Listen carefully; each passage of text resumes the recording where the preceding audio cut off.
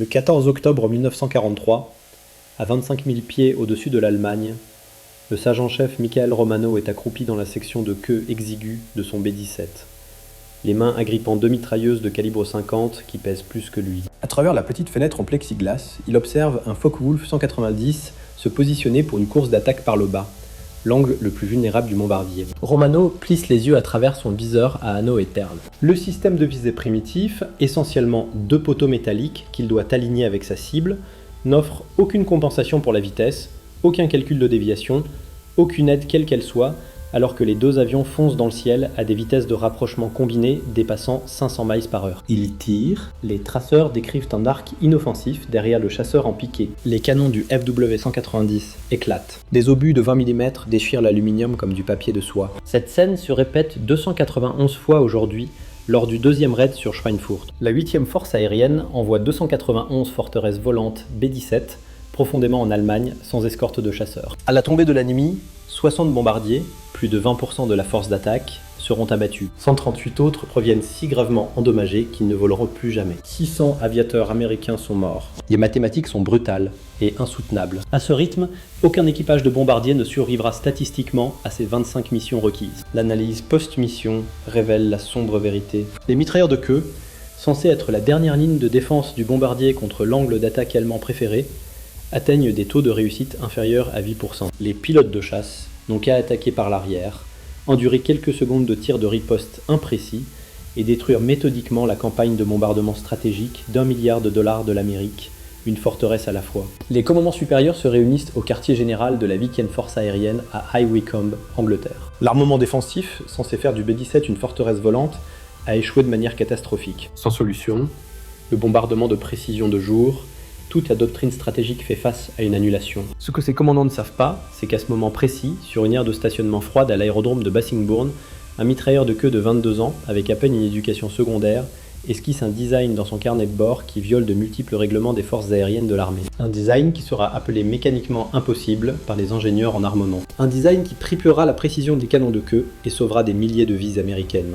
Voici l'histoire de l'innovation qu'ils ont essayé d'interdire et du mitrailleur qui a refusé de s'arrêter. Pour comprendre pourquoi l'innovation de Romano s'est avérée si révolutionnaire, vous devez d'abord comprendre le problème impossible auquel les mitrailleurs de queue sont confrontés en 1943. Le B-17 forteresse volante entre au combat avec une philosophie défensive empruntée à la guerre navale. Hérissé de suffisamment de mitrailleuses pour créer les champs de tir qui se chevauchent, les bombardiers se protègent théoriquement par le simple volume de plomb. Les matériaux promotionnels des forces aériennes de l'armée l'appellent un cuirassé volant. La réalité s'avère brutalement différente. Le sergent-chef Michael Romano se présente à l'aérodrome de Bassingbourn, Angleterre, en août 1943, en tant que mitrailleur de queue de remplacement pour le 91e groupe de bombardement. C'est un ancien ouvrier d'usine de Pittsburgh, pas de diplôme universitaire, pas de formation en ingénierie, à peine 19 ans quand il s'enrôle. L'armée l'entraîne pendant 6 semaines à dégager les enrayements, estimer la portée et prier pour que ses coups touchent. Sa position assignée, le poste de mitrailleur de queue, est à peine plus grande qu'un cercueil. Il doit s'agenouiller sur une selle de vélo, les pieds appuyés contre la structure de l'avion, les mains luttant avec 84 livres de mitrailleuse Browning M2 à travers un champ de tir exigu. Les canons pivotent sur un support simple en forme de joue. Son système de visée consiste en un viseur à anneaux et perles, un cercle métallique avec un poteau à l'avant, comme les viseurs sur un fusil de frontière. Pour toucher un chasseur en piqué, Romano doit estimer la vitesse de la cible par rapport à son propre avion, calculer l'angle de déviation, ou viser en avant de la cible, compenser la chute de balle sur la distance, exécuter tous les calculs en portant des gants encombrants à des températures de moins 40 degrés, tirer avant que les canons du pilote allemand avec 4 fois la portée transforment sa position en éclat d'obus. Les mitrailleurs experts des écoles de tir aérien en temps de paix tentent les mêmes tirs dans des conditions contrôlées. Leur taux de réussite dépasse à peine 12%. Au combat, stressés, privés d'oxygène et sous le feu, les taux de réussite réels chutent à 6 et 8%. La Luftwaffe reconnaît cette vulnérabilité immédiatement. Les tactiques de chasseurs allemands évoluent tout au long de 1943. Attaquer à 6 heures au niveau bas, accepter 15-20 secondes de tir de canon de queue imprécis, se rapprocher à 200 yards et déchaîner des frappes de canon dévastatrices de 20 mm. Les rapports après action de la Luftwaffe décrivent les positions de queue du B-17 comme marginalement dangereuses, la précision insuffisante pour dissuader les attaques. Le 17 août 1943, le premier raid sur Schweinfurt, 60 bombardiers perdus. Le 8 octobre 1943, raid sur Brême, 30 bombardiers perdus. Le 10 octobre 1943, raid sur Münster, 30 bombardiers perdus. La 8e force aérienne saigne des bombardiers plus vite que les usines ne peuvent les remplacer. Le général Henry Hap Arnold, général commandant des forces aériennes de l'armée, reçoit des rapports de pertes à Washington et se demande si le bombardement de jour reste viable. Les ingénieurs proposent des solutions. Plus de canons, plus gros calibre, tourelles motorisées. Le centre de modification Cheyenne de Boeing commence à concevoir une tourelle de queue améliorée. Mais les délais de développement s'étendent jusqu'en 1944. Des prototypes de tourelles motorisées existent, mais l'installation nécessite le retrait de toute la section de queue. Une modification d'usine de plusieurs mois, impossible à mettre en œuvre sur les bombardiers déjà en Angleterre. Entre-temps, des hommes meurent. Michael Romano effectue sa première mission de combat le 19 août 1943, aérodrome de Gilles-Oreillin, Pays-Bas. Il tire 480 coups sur 3 FW-190 attaquants. Il croit obtenir des touches. Les images de caméras d'armes examinées plus tard révèlent que chaque traceur est passé inoffensivement derrière les cibles. Les chasseurs détruisent 2 bombardiers dans sa formation. Après sa 3e mission, Romano reste sur l'aire de stationnement après l'atterrissage, fixant ses armes. Ses mains tremblent, non par peur, mais par l'épuisement physique de manipuler des armes de 84 livres à travers un tir soutenu en s'agenouillant en altitude. Cette nuit-là, il esquisse son premier concept de design. Le problème n'est pas le canon, réalise-t-il. C'est même pas le support. C'est que les mitrailleurs de queue tirent à l'aveugle, poursuivant des cibles qu'ils ne peuvent pas suivre correctement, visant des points dans l'espace qu'ils ne peuvent pas prédire avec précision. Ce dont Romano a besoin, c'est quelque chose que les forces aériennes de l'armée n'ont pas fourni. Un moyen de voir où ces balles iront réellement avant qu'il appuie sur la gâchette. Il a besoin d'un viseur réflecteur. Mais les quartiers exigus de la position de queue rendent l'installation standard d'un réflecteur impossible, à moins que quelqu'un ne viole les règles. Le sergent-chef Michael Romano possède exactement 0 qualification pour l'ingénierie des armes. Né à Pittsburgh, Pennsylvanie en 1924, Romano abandonne l'école secondaire à 16 ans pour travailler dans les aciéries pendant la maladie de son père. Il opère des hauts fourneaux, répare des machines et apprend la métallurgie pratique par essai et erreur plutôt que par des manuels.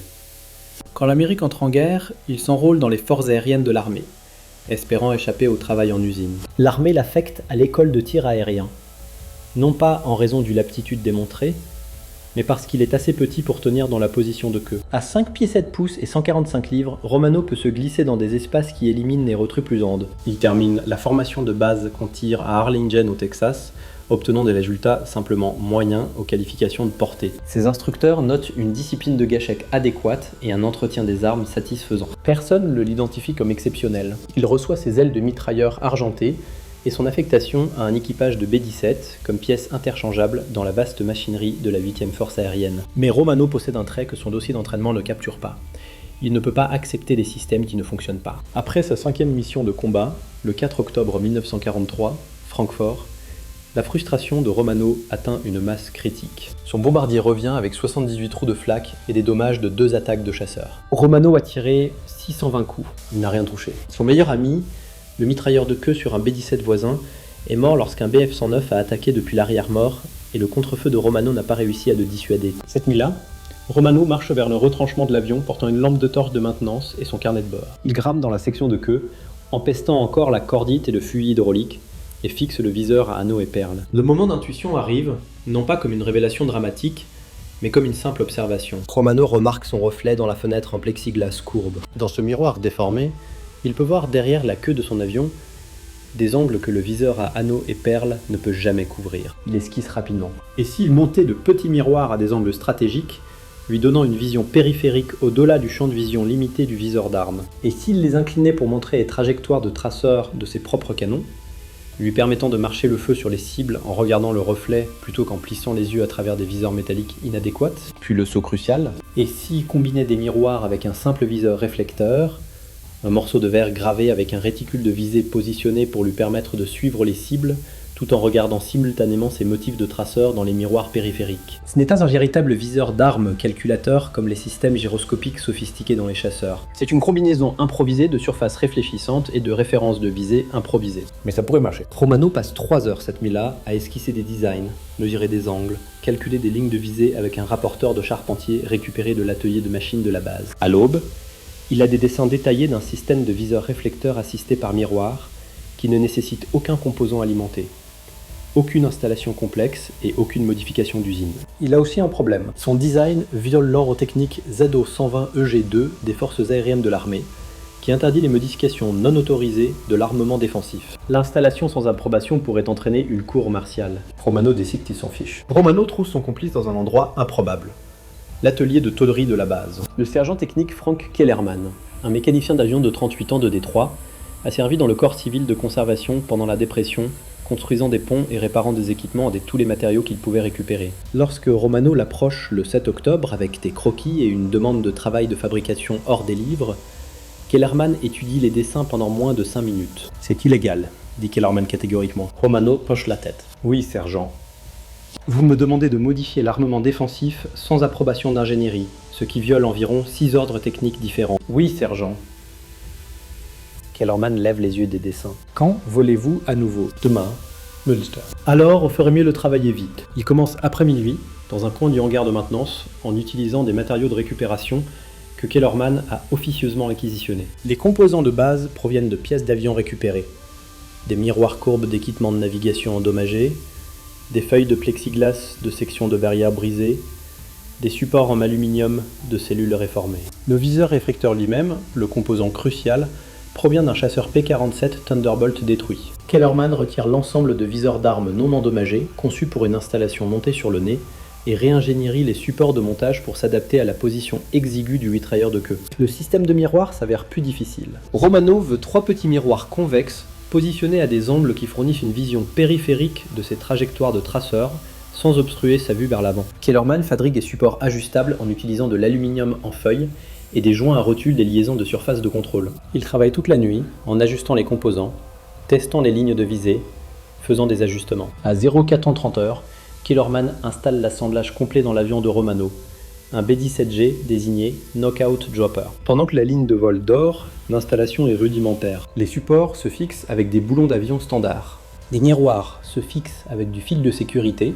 Le viseur réflecteur se monte sur le joug du canon via un support soudé qui horrifierait les ingénieurs de Boeing. Rien concernant la modification n'apparaît dans le carnet de bord de maintenance de l'avion. Lors du briefing de l'aube, Romano ne parle à personne du nouveau viseur. Son pilote, le lieutenant James Holbrook, n'inspecte pas la section de queue avant le décollage. Le commandant du groupe ne sait pas. L'officier d'armement de l'escadron ne sait pas. Il décolle pour Münster à 0730 heures. Au-dessus de l'Allemagne à 3 heures. Un Bf-109 commence sa course d'attaque par le bas, se rapprochant rapidement. Romano fait pivoter ses armes, plisse les yeux à travers le nouveau viseur réflecteur. Le réticule illuminé flotte dans son champ de vision, se superposant à la cible. Dans sa vision périphérique, les miroirs montrent les angles d'alignement de ses canons. Retour instantané sur l'endroit où ses armes pointent. Il tire une rafale de 3 secondes. Le motif de traceur visible dans les miroirs lui montre qu'il tire derrière la cible. Il ajuste, devançant le chasseur du diamètre du réticule.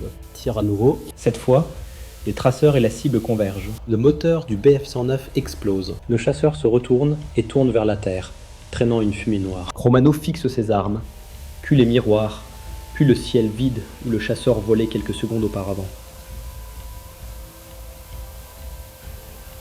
Sacré, murmure-t-il dans son masque à oxygène. Ça marche. Romano atterrit à 13h40 avec une destruction confirmée, sa première. La célébration dure exactement 20 minutes. À 14h00, lors de l'inspection de routine après le vol, le chef d'équipage, sergent-major Donald Pierce, découvre les modifications non autorisées. Pierce rapporte immédiatement à l'officier d'armement de l'escadron, le capitaine Richard Voss, qui arrive à l'aire de stationnement portant un presse-papier et une expression de fureur à peine contenue. « Sergent Romano », dit Voss, la voix tendue de précision militaire, « voudriez-vous expliquer l'équipement non autorisé installé dans votre position de canon ?» Romano se tient en garde à vous. « Mon capitaine, j'ai installé un système de visée amélioré. »« Vous avez installé quoi ?» La voix de Voss s'élève. Avez-vous une quelconque compréhension des règlements que vous avez violés? L'ordre technique 0120 EG2 interdit explicitement les modifications non autorisées de l'armement défensif. Ce n'est pas un hot-rod dans votre arrière-cour, sergent. C'est un avion de combat. Les modifications non approuvées peuvent compromettre l'intégrité structurelle, créer des risques d'incendie, interférer avec d'autres systèmes. Mon capitaine, le système fonctionne. J'ai abattu... Je me fiche que vous ayez abattu tout à Luftwaffe. Voss pointe un doigt vers la section de queue. Cet équipement n'est pas standard des forces aériennes de l'armée. Il n'est pas approuvé par Boeing. Il n'a pas subi de protocole de test. Retirez-le immédiatement ou je vous ferai passer en cour martiale pour destruction de propriété gouvernementale. Le pilote de Romano, le lieutenant Holbrook, fait un pas en avant. Capitaine, mon mitrailleur de queue a obtenu sa première destruction aujourd'hui en utilisant ce viseur. Peut-être devrions-nous... Votre opinion est notée, lieutenant. Voss le coupe. La modification sera retirée. C'est définitif. Le mot se répand à travers le 91e groupe de bombardement comme une traînée de poudre. Aux messes du soir, chaque mitrailleur de la base connaît le viseur à miroir illégal de Romano et sa première victoire. Les opinions se divisent fortement. Les mitrailleurs vétérans se rassemblent autour de la table de Romano, posant des questions. Quelle est la difficulté d'installation ?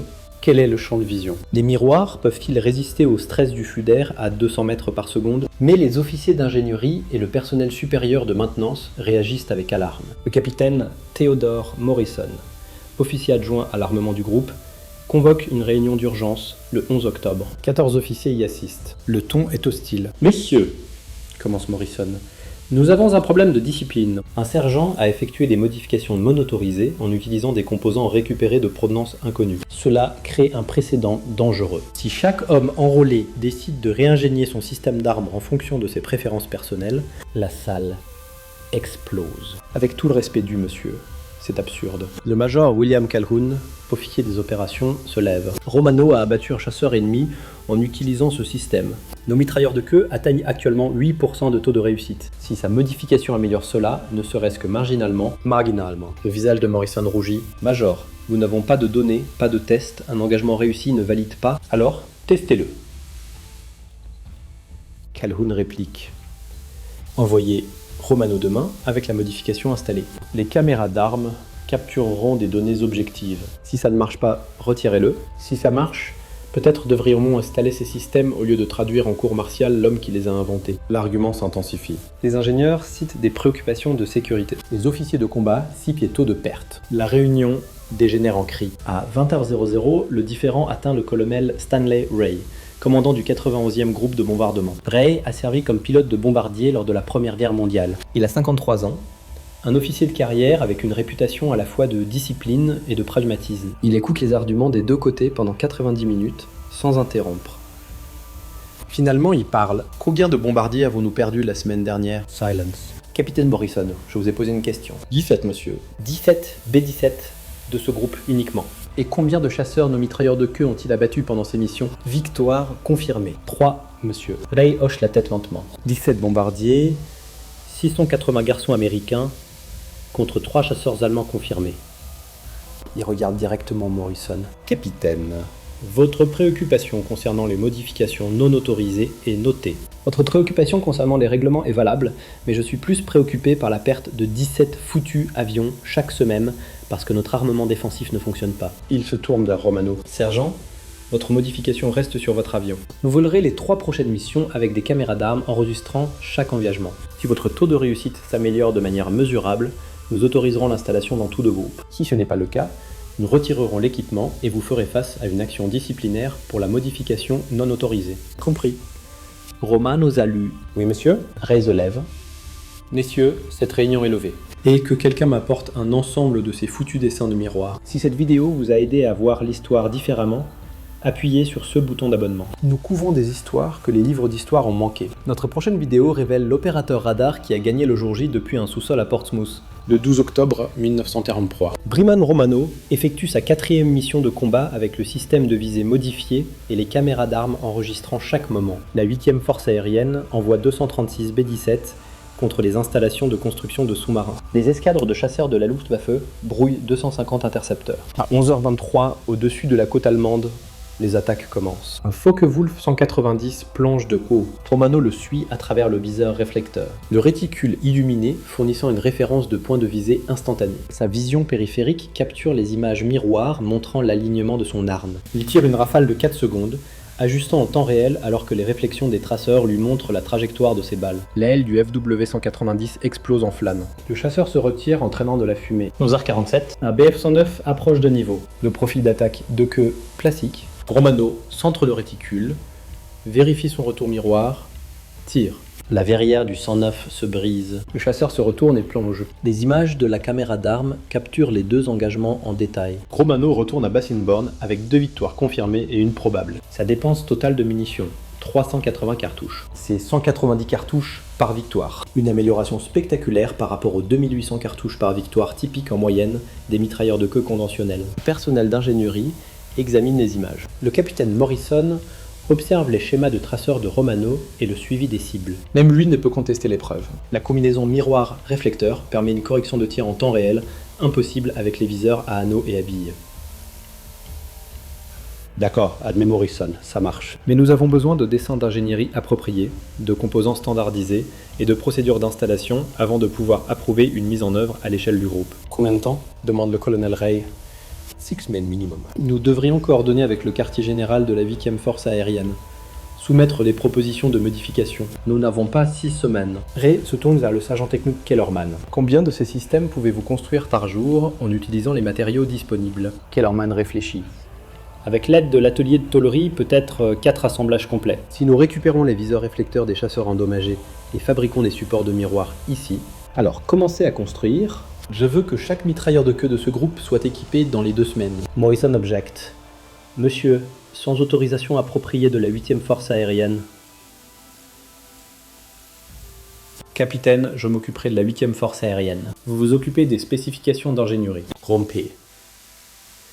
Ce qui suit est une opération de fabrication improvisée qui horrifierait les bureaucrates des achats militaires. Kellerman et son équipe de maintenance récupèrent des composants à travers l'aérodrome de Bassingbourn. Viseur réflecteur de chasseur P-47, Nioro 2. Miroir d'équipement de navigation endommagé. Stock d'aluminium des entrepôts d'approvisionnement. Ils établissent une ligne de production dans le hangar de maintenance, fabriquant 4 systèmes de visée à miroir complets par jour. Le 20 octobre, 18 B-17 du 91e groupe de bombardement portent la modification de Romano. Les résultats s'avèrent immédiats et spectaculaires. Le 20 octobre, mission de Duren. Les mitrailleurs de queue équipés de viseurs réflecteurs à miroir obtiennent 11 victoires confirmées contre 47 attaques de chasseurs. C'est un taux de réussite de 23,4%, presque le triple de la moyenne précédente. Le 3 novembre, mission de Wilhelmshaven, 16 victoires confirmées, 68 attaques de chasseurs engagés, taux de réussite 23,5%. Le 5 novembre, mission d'impulsion de Gelsenkirchen, 13 victoires confirmées. Taux de réussite 21,8%. L'impact mathématique transforme la survie des bombardiers. Les pilotes de la Luftwaffe, habitués à attaquer les B-17 par l'arrière avec une impunité relative, font soudainement face à un tir défensif, précis et soutenu. Les rapports allemands après action notent l'efficacité accrue des armes de queue américaines. Recommande de réviser les tactiques d'approche. Le major Hans-Joachim Jabs, un as de chasseur de nuit de la Luftwaffe, temporairement affecté aux opérations de chasseurs de jour, écrit dans son journal de combat. Les forteresses volantes sont devenues considérablement plus dangereuses. Leurs mitrailleurs de queue démontrent maintenant une précision vue auparavant seulement dans les tourelles motorisées. Les attaques depuis le quadrant arrière comportent maintenant un risque inacceptable. La nouvelle atteint le quartier général de la 8e force aérienne à High Wycombe. Le 18 novembre, le général de brigade Frederick Castle, commandant de la 4e escadre de bombardement, arrive à Bassingbourn sans préavis. Il inspecte personnellement la position de queue de Romano, examine les images de la caméra d'armes et interroge Romano pendant 30 minutes. Sergent, comment saviez-vous que cela fonctionnerait? Romano hausse les épaules.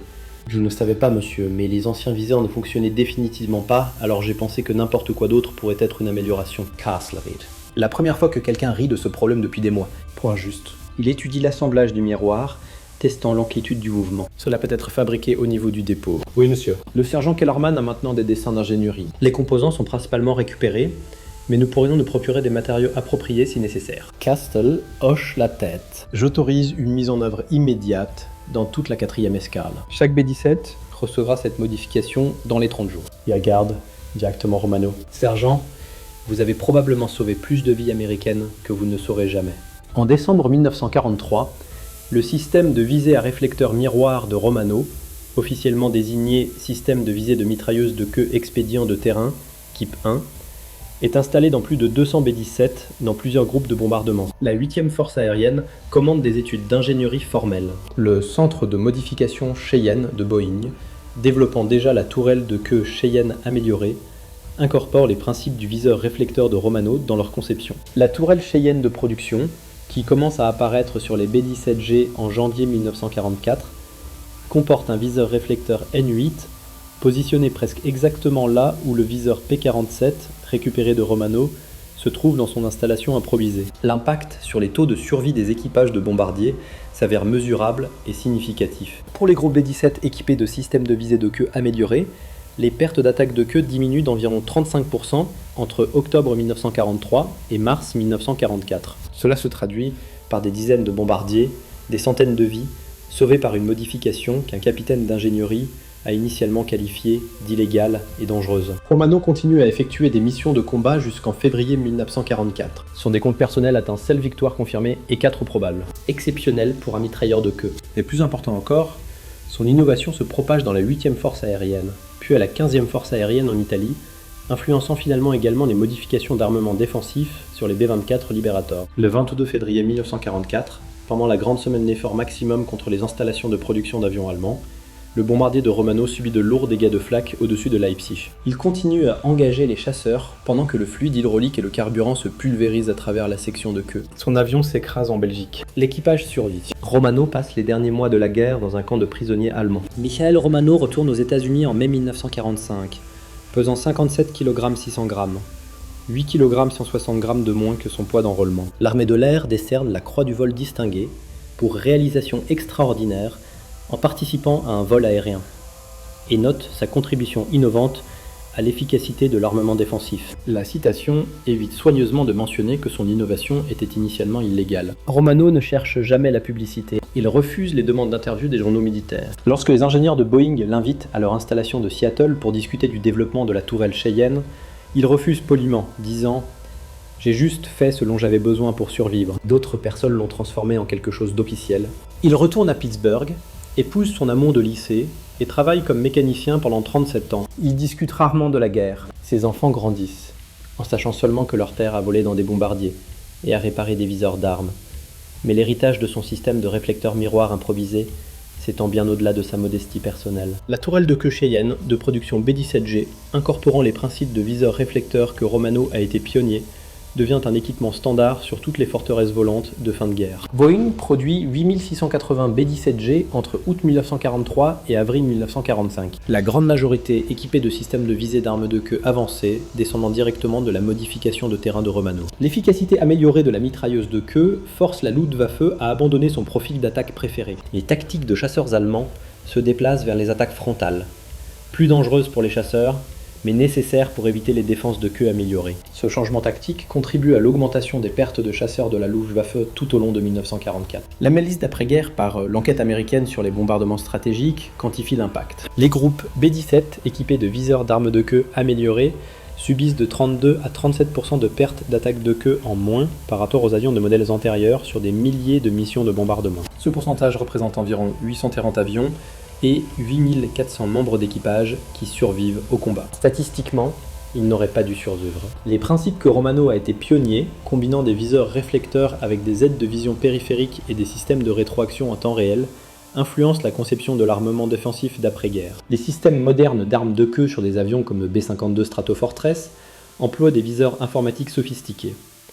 Mais le concept fondamental reste. Donner au mitrailleur l'image la plus claire possible de l'endroit où pointent ses armes et où se déplacent ses cibles. En 1983, l'association du 91e groupe de bombardement organise une réunion à l'aérodrome de Bassingbourn, maintenant préservé comme site historique. Plusieurs mitrailleurs de queue qui ont volé avec les viseurs réflecteurs à miroir de Romano y assistent. L'un d'eux, Gerald Hammond, apporte un support de miroir récupéré qu'il a gardé pendant 40 ans. Hammond se tient devant Romano, maintenant âgé de 60 ans, aux cheveux gris, travaillant comme grand-père, et dit simplement « Grâce à vous et à ces miroirs, je suis rentré chez moi. » Les enfants existent parce que vous ne pouviez pas accepter de mauvais viseurs d'armes. Merci. Romano, mal à l'aise avec l'émotion, hausse les épaules et répond « Vous auriez fait la même chose. » Nous voulions tous simplement survivre assez longtemps pour rentrer chez nous. Mais c'est là que Romano se trompe. Des milliers de mitrailleurs de queue font face aux mêmes viseurs inadéquats, aux mêmes solutions de tir impossibles, au même taux de perte terrible. Un seul d'entre eux a refusé d'accepter le statu quo. Un seul d'entre eux avait l'audace de violer les règlements, la compétence d'improviser une solution et le courage de risquer la cour martiale pour avoir la chance de sauver des vies. Michael Romano est décédé en 2003 à l'âge de 79 ans. Sa nécrologie dans le Pittsburgh Post-Gazette mentionne son service militaire en une seule ligne. Vétéran de la Seconde Guerre mondiale, 8e force aérienne. Elle ne mentionne pas qu'il a sauvé des milliers de vies avec des miroirs et des pièces d'avion récupérées. Elle ne mentionne pas que sa modification illégale est devenue un équipement standard. Elle ne mentionne pas que, pendant que les généraux et les ingénieurs débattaient des règlements et des protocoles de test, Un ouvrier d'usine de 22 ans de Pittsburgh a résolu un problème qu'il ne pouvait pas. Parce que les meilleures innovations ne viennent pas de l'attente de permission. Elles viennent de personnes qui refusent de regarder d'autres mourir en attendant l'approbation. La leçon de Romano perdure. Parfois, le plus grand acte de courage n'est pas de suivre les ordres. C'est de savoir quand les règles comptent moins que les vies.